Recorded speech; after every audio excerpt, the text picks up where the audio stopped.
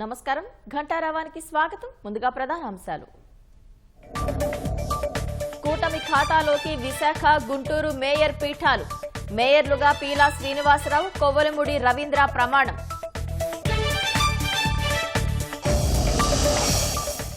కుప్పం, తుని మున్సిపాలిటీలు టీడీపీ కైవసం. పాలకొండ చైర్పర్సన్ గా స్వతంత్ర అభ్యర్థి విజయం.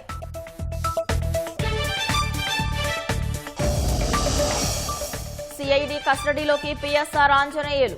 తాడిగడప కార్యాలయంలో విచారిస్తున్న అధికారులు.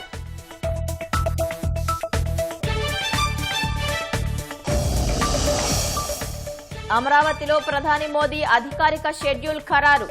మే 2న మధ్యాహ్నం 3 తర్వాత రాజధానికి రాక.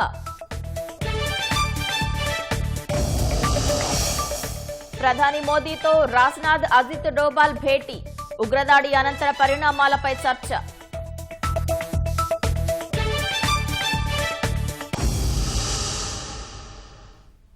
విశాఖ మేయర్ పీఠం కూటమి వశమైంది. మేయర్గా పీలా శ్రీనివాసరావు ఏకగ్రీవంగా ఎన్నికయ్యారు.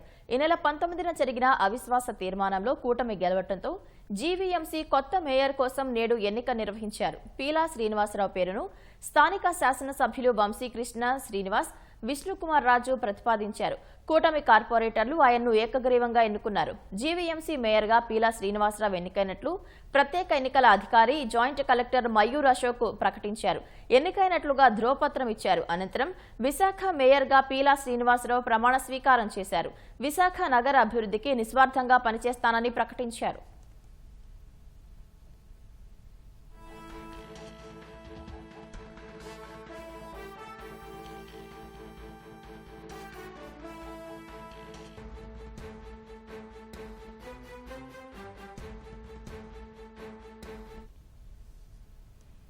గుంటూరు నగరపాలక సంస్థ మేయర్ పీఠం కూటమి ఖాతాలో పడింది. గుంటూరు మేయర్గా కోవెలముడి రవీంద్ర విజయం సాధించారు. మేయర్ ఎన్నికల్లో 56 మంది కౌన్సిల్ సభ్యులు, 7 ఎక్స్ అఫీషియో సభ్యులు ఓటు వేశారు. కోవెలముడి రవీంద్రకు అనుకూలంగా 34 మంది ఓటు వేశారు. వైసీపీ అభ్యర్థి వెంకటరెడ్డికి అనుకూలంగా 27 మంది ఓటు వేశారు. మెజారిటీ సాధించిన కోవెలముడి రవీంద్రను మేయర్గా ప్రకటిస్తూ అధికారులు ప్రకటించారు. మేయర్గా ఎన్నికైనట్లు కోవెలముడికి ధ్రువపత్రం అందజేశారు. అనంతరం గుంటూరు మేయర్గా కోవెలముడి ప్రమాణ స్వీకారం చేశారు. మేయర్కు కూటమి నేతలు శుభాకాంక్షలు తెలిపారు. గుంటూరు నగరపాలక సంస్థ అభివృద్ధికి సాయశక్తులా కృషి చేస్తానని కోవెలముడి రవీంద్ర స్పష్టం చేశారు.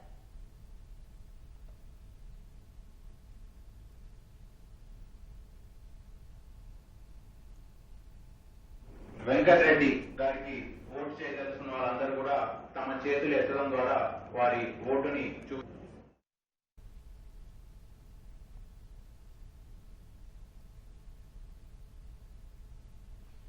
ముంబై నటి అక్రమ అరెస్టు కేసులో సీనియర్ ఐపీఎస్ అధికారి పిఎస్ఆర్ ఆంజనేయులను సిఐడి అధికారులు కస్టడీలోకి తీసుకుని విచారిస్తున్నారు. మరింత సమాచారం మా ప్రతినిధి జయప్రకాష్ ప్రత్యక్ష ప్రసారం ద్వారా అందిస్తారు. పవిత్ర, ముంబై నటి కేసులో నిందితుడైన పిఎస్ఆర్ ఆంజనేయుల్ని ఈరోజు ఉదయం నుంచి విచారిస్తూ ఉన్నారు. 11 గంటలకు తాడిగడప సిఐడి కార్యాలయానికి తీసుకువచ్చారు. ఇంకా విచారిస్తూనే ఉన్నారు. సాయంత్రం 3:30 వరకు విచారించి ఇక్కడి నుంచి ఆసుపత్రికి తీసుకెళ్లి వైద్య పరీక్షల అనంతరం మళ్ళీ జైలుకు తరలిస్తున్నారు.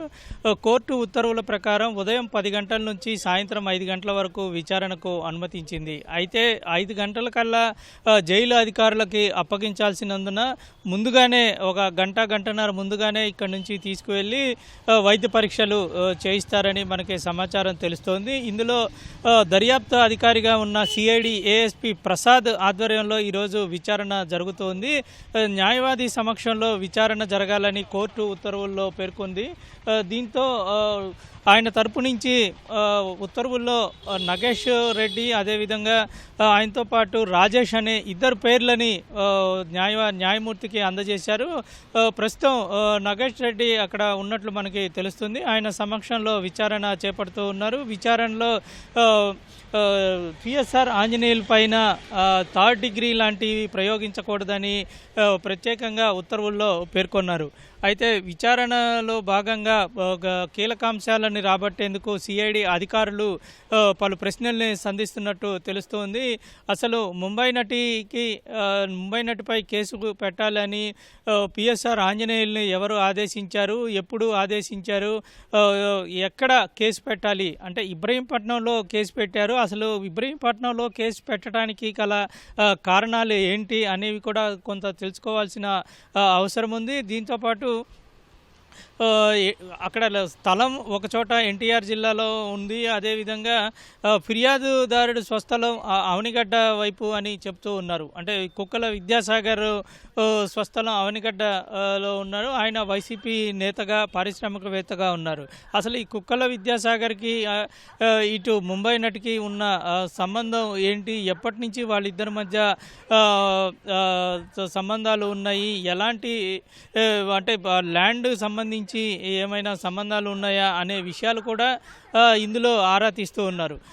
ఇటు కుక్కల విద్యాసాగర్ ఫిర్యాదు ఎవరి ఆదేశాల మేరకు ఇచ్చారు, ఆ కుక్కల విద్యాసాగర్ స్థలాన్ని ఫోర్జరీ చేసి దాన్ని విక్రయించేందుకు ప్రయత్నించారని ముంబై నటి పైన కేసు నమోదైంది. అసలు ఆ స్థలం ఎవరిది, ఎక్కడ ఉంది, అసలు ఆ స్థలాన్ని ఎందుకు ఎంచుకున్నారు, ఆ ఫోర్జరీని అసలు ఎవరు తయారు చేశారు, ఎక్కడ తయారు చేశారు. ముంబై నటి తాజాగా ఇచ్చిన ఫిర్యాదులో అసలు ఆ స్థలం తనది కాదని, మేము ముంబైలో ప్రస్తుతం ఉన్నటువంటి అపార్ట్మెంటు ఇటీవల ఖరీదు చేసి అందులో ఉంటున్నామని, గతంలో వేరే ప్లేస్లో ఉన్నామని తెలిపారు.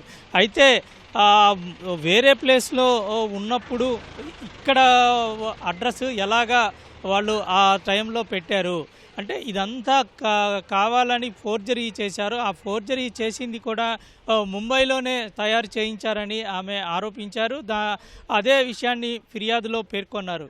అయితే దీనంతటికీ కారణం పిఎస్ఆర్ ఆంజనేయులు. ఆయన ఆదేశాల మేరకే, ఆయన మార్గదర్శకత్వంలోనే ఈ కేసు నమోదు జరిగింది. అప్పుడు సిపిగా ఉన్న కాంతి రాణా, డీసీపీ విశాల్ గున్నీలు వీళ్ళు ఇద్దరిని ప్రత్యేకంగా ఆదేశించారని తెలిపారు. అయితే ఇప్పుడు విచారణలో ప్రత్యేకంగా దీంట్లో అసలు ఎలాగా జరిగింది, దీనికి ఎవరికి లాభాలు ఉన్నాయి అంటే ఈ కేసు పెట్టడం వల్ల ఎవరికి లాభం వచ్చింది, ఎటువంటి లాభం చేకూరింది, లబ్ధి చేకూరింది అనే విషయాలన్నింటినీ రాబడుతూ ఉన్నారు. ఇప్పటికే ప్రాథమికంగా కొన్ని గతంలో విద్యాసాగర్ నుంచి, విశాల్ గున్ని నుంచి, కాంతి రాణా నుంచి, అటు అప్పుడు ఏసీపీ హనుమంతరావు, అదేవిధంగా ఇబ్రహీంపట్నం సిఐగా పనిచేసిన సత్యనారాయణ, వీళ్ళందరి నుంచి కూడా సిఐడి అధికారులు స్టేట్మెంట్స్ రికార్డు చేశారు. వాటిల్లో వచ్చినటువంటి ఆధారాలు, దర్యాప్తులో వచ్చినటువంటి ఆధారాలు మొత్తం క్రోడీకరించి ఇటు పిఎస్ఆర్ ఆంజనేయుల్ని ప్రశ్నలు అడుగుతూ ఉన్నారు. సాయంత్రం వరకు ఈ విధంగా ప్రశ్నించే అవకాశం అయితే మనకి కనబడుతుంది. పవిత్ర. కెమెరామెన్ ఎంఎస్ఎన్తో జయప్రకాష్, ఈటీవీ న్యూస్, విజయవాడ. ధన్యవాదాలు జయప్రకాష్. పహల్గామ్ ఉగ్రదాడి ఘటన తర్వాత ఢిల్లీలో జరుగుతున్న వరుస భేటీలు ఉత్కంఠ రేపుతున్నాయి. ఉదయం 11 గంటలకు ప్రధాని నరేంద్ర మోదీతో రక్షణ మంత్రి రాజ్నాథ్ సింగ్ సమావేశమయ్యారు. పహల్గామ్ ఉగ్రదాడి బాధ్యులకు కఠిన శిక్ష తప్పదని నిన్న ఆకాశవాణిలో ప్రసారమైన మన్ కీ బాత్లో ప్రధాని మోదీ పునరుద్ఘాటించారు. బాధితులకు తప్పక న్యాయం జరుగుతుందని ప్రధాని మోదీ వ్యాఖ్యల నేపథ్యంలో జరుగుతున్న ఈ భేటీ ప్రాధాన్యం సంతరించుకుంది. ఆదివారం రక్షణ మంత్రి రాజ్నాథ్ సింగ్ తో chief of defence staff CDS general Anil Chauhan భేటీ అయ్యారు. పహల్గామ్ ఉగ్రదాడి తర్వాత సమస్యాత్మక ప్రాంతాలతో పాటు సరిహద్దు వెంట తీసుకుంటున్న చర్యలను వివరించినట్లు సమాచారం. BSF director general Diljit Singh Chaudhary North Block కు రావడం ప్రాధాన్యం సంతరించుకుంది. పహల్గామ్ ఉగ్రదాడి ఘటన నేపథ్యంలో పాకిస్తాన్కు చెందిన 16 యూట్యూబ్ ఛానళ్లపై కేంద్రం నిషేధం విధించింది. కేంద్ర హోంశాఖ సిఫార్సు మేరకు ఈ నిర్ణయం తీసుకున్నట్లు ప్రకటించింది. అందులో పలు న్యూస్ ఛానళ్లు, స్పోర్ట్స్ ఛానళ్లు కూడా ఉన్నాయి. నిషేధం విధించిన ఛానళ్లలో డాన్ న్యూస్, సమా, జియో న్యూస్ తదితర ఛానళ్లు ఉన్నాయి. పహల్గామ్ ఉగ్రదాడి ఘటన తర్వాత రెచ్చగొట్టే ప్రచారం చేయటమే కాకుండా మతపరంగా సున్నితమైన కంటెంట్తో పాటు తప్పుదారి పట్టించే సమాచారాన్ని ప్రసారం చేయటం, భారత సైనిక బలగాలకు వ్యతిరేకంగా ప్రచారం చేస్తున్నట్లు కేంద్రం పేర్కొంది. ఉగ్రదాడి తర్వాత భారత్ పాకిస్తాన్కు వ్యతిరేకంగా ఇప్పటికే పలు చర్యలు చేపట్టింది. సింధు నదీ జలాల దళాల ఒప్పందం పక్కన పెట్టడంతో పాటు పాక్ వీసాలను రద్దు చేసింది. పాక్ దౌత్యవేత్తలకు సమన్లు పంపింది. అటారీ వాఘా సరిహద్దు గేట్లను మూసివేసింది. తాజాగా పాకిస్తాన్కు చెందిన 16 యూట్యూబ్ ఛానళ్లపై కొరడా ఝుళిపించింది. మరోవైపు ఉగ్రదాడి ఘటనకు సంబంధించిన రిపోర్టింగ్పై బీబీసీకి కేంద్రం పలు సూచనలు చేసింది. ఉగ్రవాదులను మిలిటెంట్లుగా పేర్కొనటాన్ని తీవ్రంగా ఆక్షేపించింది. బీబీసీ ప్రసారాలను పర్యవేక్షించనున్నట్లు కేంద్రం తెలిపింది. దేశ సరిహద్దుల్లో పాకిస్తాన్ కవ్వింపు చర్యలు వరుసగా 4వ రోజు కొనసాగాయి. పహల్గామ్ ఉగ్రదాడి తర్వాత భారత్ మళ్లీ సర్జికల్ స్ట్రైక్స్ చేస్తుందనే భయంతో కాల్పులకు తెగబడుతోంది. తాజాగా పూంచ్, కుప్వారా జిల్లాల్లో పాక్ రేంజర్లు కాల్పుల విరమణ ఉల్లంఘనకు పాల్పడ్డారు. నియంత్రణ రేఖ వెంబడి వరుసగా 4వ రోజు రాత్రి చిన్నపాటి ఆయుధాలతో కాల్పులకు తెగబడ్డారు. గత రాత్రి పాకిస్తాన్ సైనిక పోస్టుల నుంచి నియంత్రణ రేఖ వైపు కాల్పులు జరిగినట్లు రక్షణ శాఖ అధికార ప్రతినిధి తెలిపారు. వెంటనే సైన్యం ధీటుగా స్పందించి కాల్పులను తిప్పికొట్టినట్లు చెప్పారు. ఎలాంటి ప్రాణ నష్టం జరగలేదని అధికారులు తెలిపారు. పాక్ సైన్యం గత 4 రోజుల నుంచి వేర్వేరు ప్రాంతాల్లో కాల్పులకు తెగబడుతున్నట్లు చెప్పారు.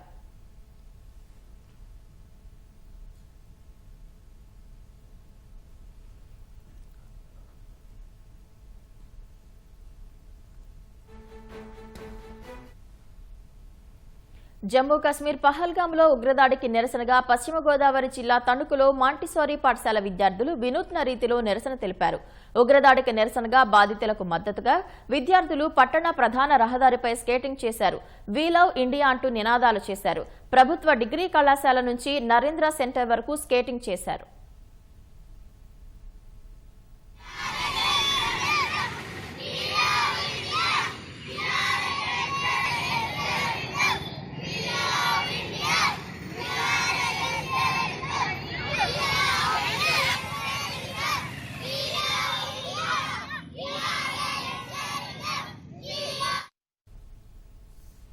పహల్గామ్ దాడి తర్వాత పాకిస్తానీయులు దేశం విడిచి వెళ్లాలన్న ఆదేశాలతో సత్యసాయి జిల్లా ధర్మవరంలో ఉంటున్న పాక్ జాతీయురాలి విషయం వెలుగులోకి వచ్చింది.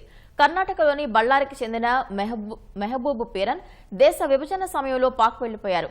అక్కడే ఆయనకు 2 కుమారులు 2 కుమార్తెలు జన్మించారు. చిన్న కుమార్తె జీనత్ పీరన్ను ధర్మవరంలోని తన చెల్లెలు కుమారుడు రఫీక్ అహ్మద్కు ఇచ్చి 1989లో వివాహం చేశారు. ఈ జంటకు మొదట కుమారుడు పుట్టారు. 1998లో జీనత్ రెండోసారి గర్భం దాల్చిన సమయంలో పాకిస్తాన్లోని తన తండ్రికి ఆరోగ్యం బాగాలేదని సమాచారం అందింది. తండ్రిని చూసేందుకు ఆమె పాక్ వెళ్లారు. అదే సమయంలో కార్గిల్ యుద్ధం మొదలు కావడంతో తిరిగి వచ్చేందుకు పరిస్థితులు అనుకూలించలేదు. గర్భవతిగా ఉన్న జీనత్ పీరన్ పాకిస్తాన్లోనే రంజా రఫీక్కు జన్మనిచ్చారు. 2005లో జీనత్ పీరన్ ఆమెను తీసుకుని ధర్మవరం వచ్చేశారు.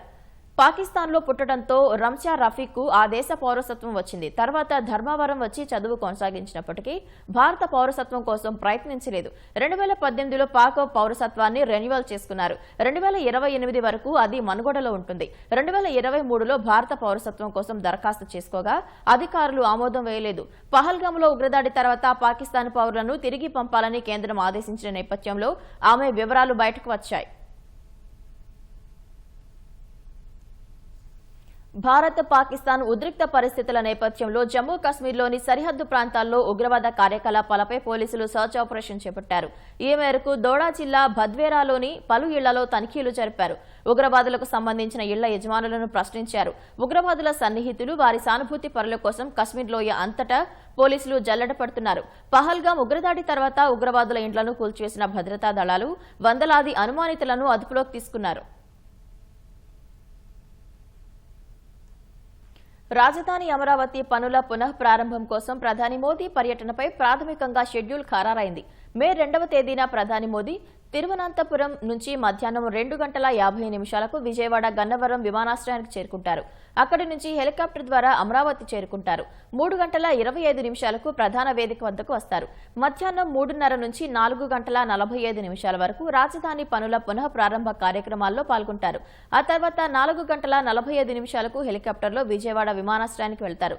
అక్కడి నుంచి నేరుగా ప్రధాని మోదీ ఢిల్లీ చేరుకుంటారు. తిరుపతి జిల్లా నాయుడుపేట మండలం ద్వారకాపురంలో టీడీపీ నాయకుడి మృతి అనుమానాస్పదంగా మారింది. ఓజిలి మండలం అత్తివరానికి చెందిన టీడీపీ నాయకుడు గురుమూర్తి రాత్రి మరో వ్యక్తితో కలిసి బైక్పై నాయుడుపేట వెళ్తుండగా వెనుక నుంచి టాటా ఏస్ వాహనం ఢీకొట్టింది. ఈ ప్రమాదంలో గురుమూర్తి దుర్మరణం చెందగా మరో వ్యక్తి గాయాలతో బయటపడ్డారు. గురుమూర్తి స్థానిక సెజ్ కంపెనీలో వాటర్ సప్లై, ఇతర పనులు చేస్తుంటారు. ఈ పనుల కాంట్రాక్ట్ విషయంలో ఇటీవల మరో వర్గంతో వివాదాలు ఏర్పడి కేసు వరకు వెళ్లారు. ఈ క్రమంలో కావాలనే తన తండ్రిని వాహనంతో ఢీకొట్టించి హత్య చేయించారని మృతుడి కుమారుడు గురుసాయి ఆరోపిస్తున్నారు.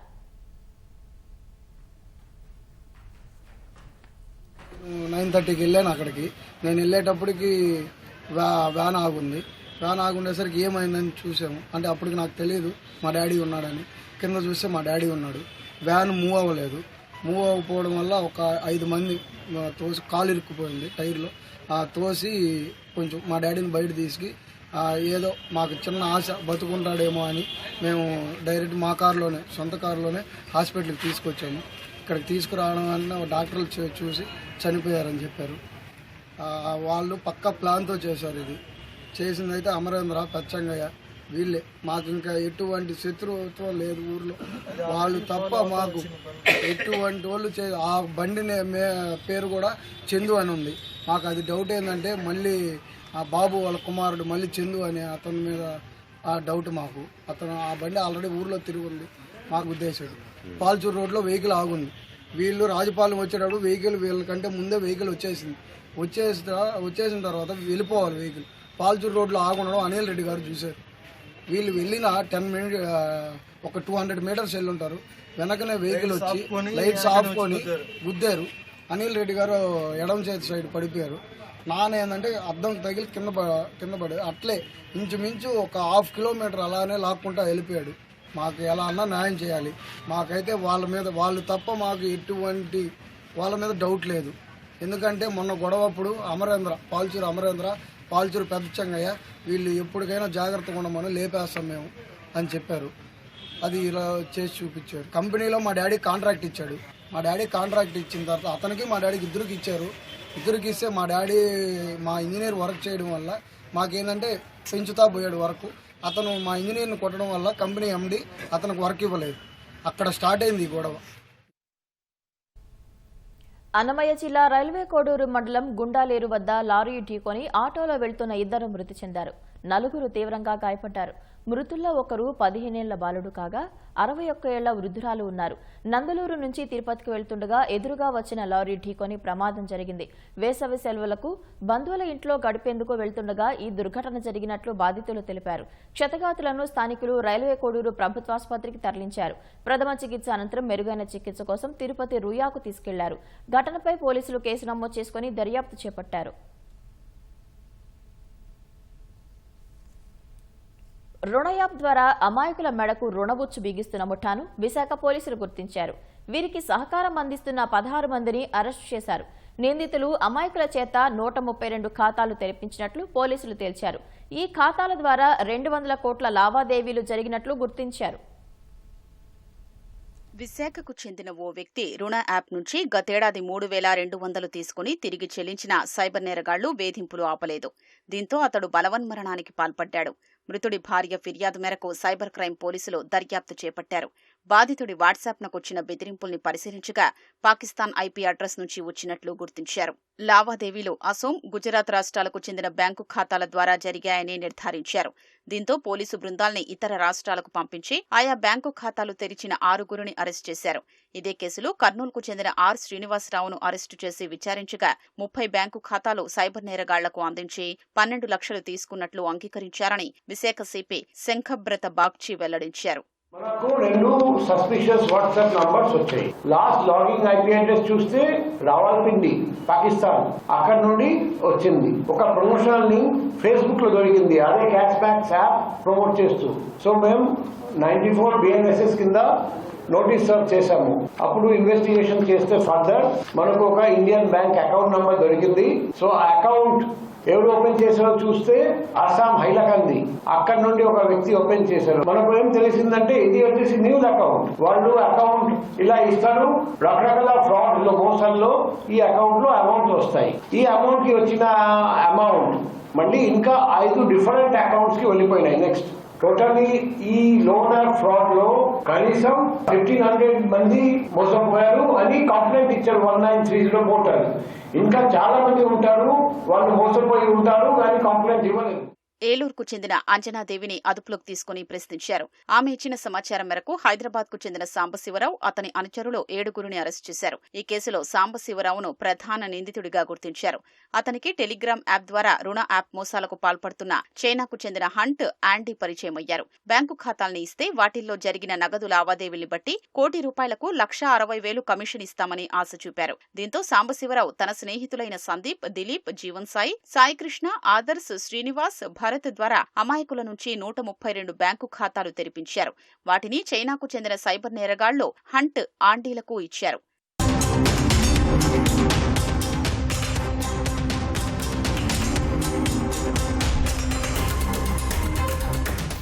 132 ఖాతాల నుంచి సుమారు 200 కోట్ల లావాదేవీలు జరిగినట్లు పోలీసులు తేల్చారు. బ్యాంకు ఖాతాలు విక్రయించడం ద్వారా సాంబశివరావుకు 4.5 కోట్ల మేర కమిషన్ వచ్చినట్లు గుర్తించారు.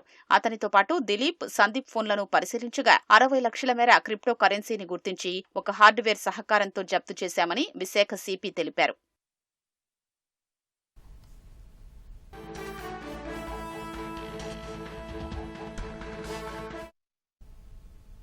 తాజా అంశాన్ని చూస్తున్నాం. కూటమి నేతలతో ముఖ్యమంత్రి టెలికాన్ఫరెన్స్ నిర్వహించారు. ప్రధాని అమరావతి పర్యటనను విజయవంతం చేద్దామని పిలుపునిచ్చారు. మరింత సమాచారం మా ప్రతినిధి కృష్ణ అడుగు తెలుసుకుందాం.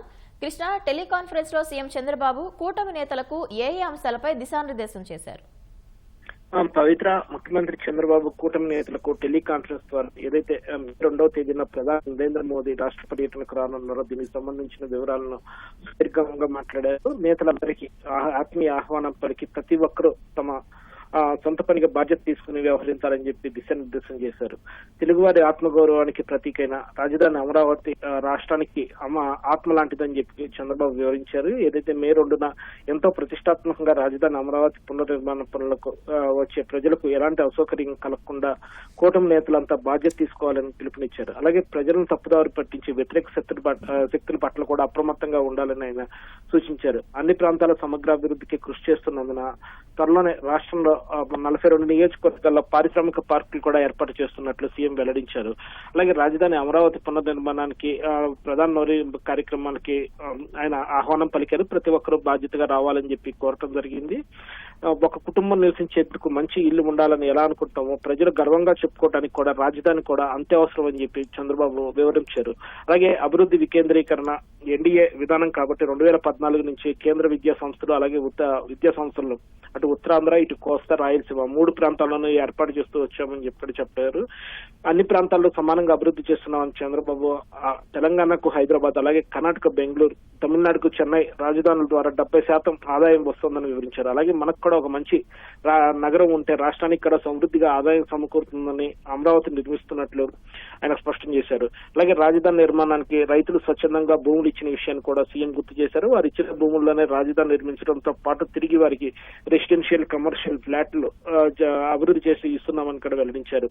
అలాగే రాజధానిలో రైతులను భాగస్వామ్యం చేస్తున్నామన్న ముఖ్యమంత్రి రాష్ట్రానికి పరిశ్రమలు వస్తే పెద్ద ఎత్తున ఉద్యోగాలు కూడా వస్తాయని వివరించారు. రోడ్ల నిర్మాణం జరిగితే రవాణా సౌకర్యం మెరుగుపడటంతో పాటు ఆర్థిక వ్యవస్థ బలోపేతానికి కూడా అది దోహదపడుతుందని చెప్పి వివరించారు. కానీ కొన్ని వ్యతిరేక శక్తులు ఏదైతే కుట్రలతో ప్రజలను కావాలని తప్పుదోవ పట్టిస్తున్నాయని చెప్పి సీఎం ధ్వజమెత్తారు. అభివృద్ధిపై బురద జల్లే ప్రయత్నం చేస్తున్న వారి పట్ల ప్రజలను అప్రమత్తం చేయడంతో పాటు చేస్తున్న మంచి పనుల గురించి కూడా వివరించాలని చెప్పి దిశానిర్దేశం చేశారు.